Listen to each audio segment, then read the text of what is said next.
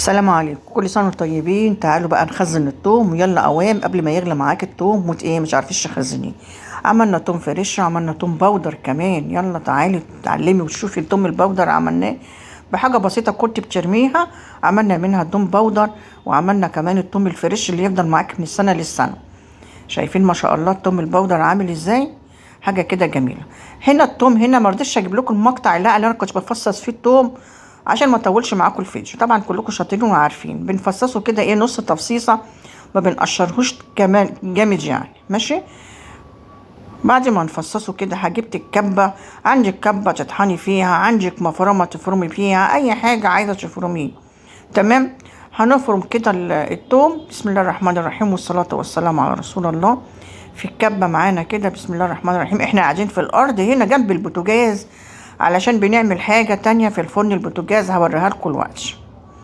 طبعا كلكم شاطرين وعارفين وهتقولوا لي انا بعمل ايه في الفرن البوتاجاز وانا قاعدة كده. تمام. لازم ابقى قاعدة جنبيها علشان ما تتحرقش مني ولونها اتغير.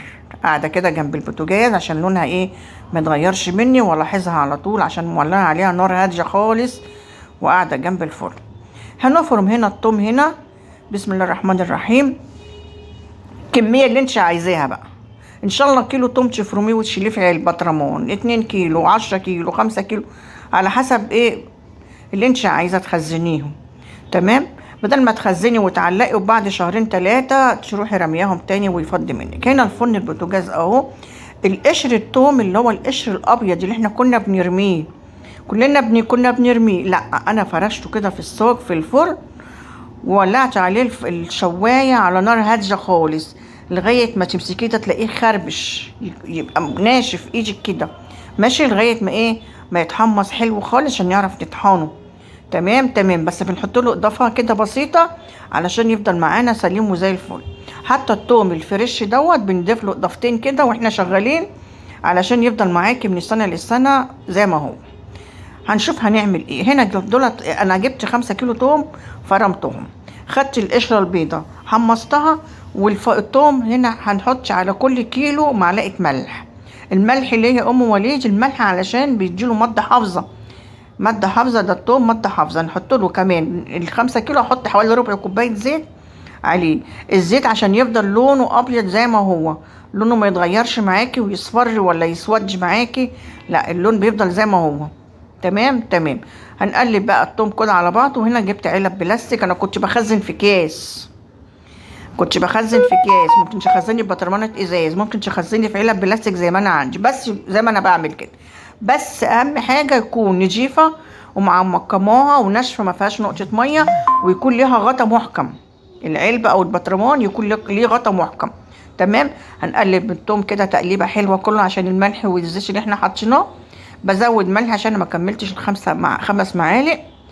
كل كيلو معلقه ملح زي ما قلت لكم. هنقلب كده. الملح ده مادة حافظة. ليه. تمام. يفضل معاكي من السنة للسنة في الديفريزر، في الفريزر مش في التلاجة. الثوم بنخزنه في الفريزر.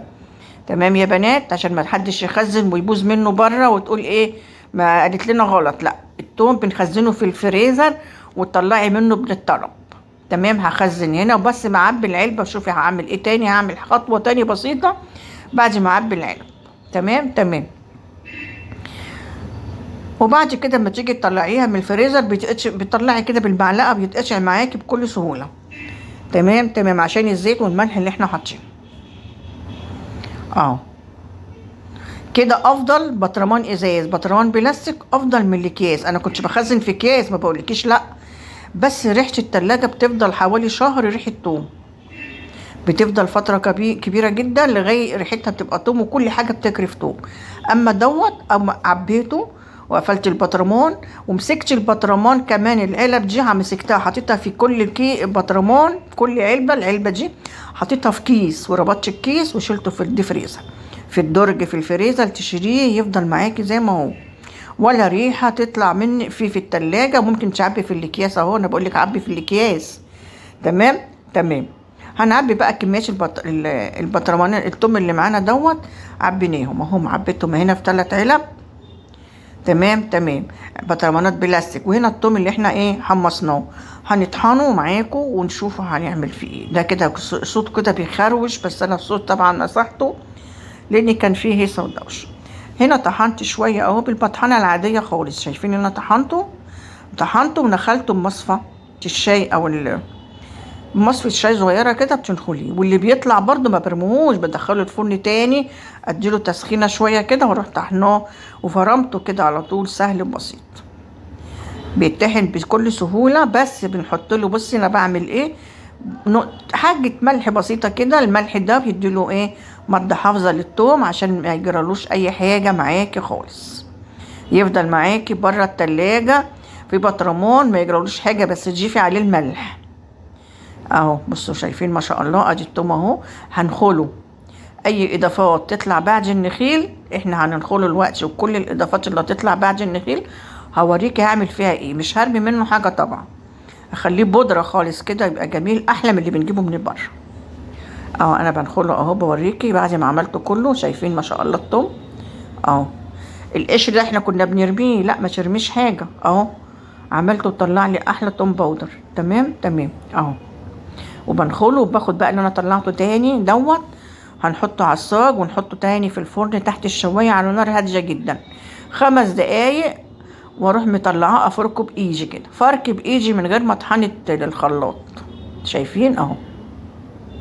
ممكن تسيبيه كده، بس لا ليه اخليه بودره كده يبقى حلو زي اللي بنشتريه من جاهز من العطار.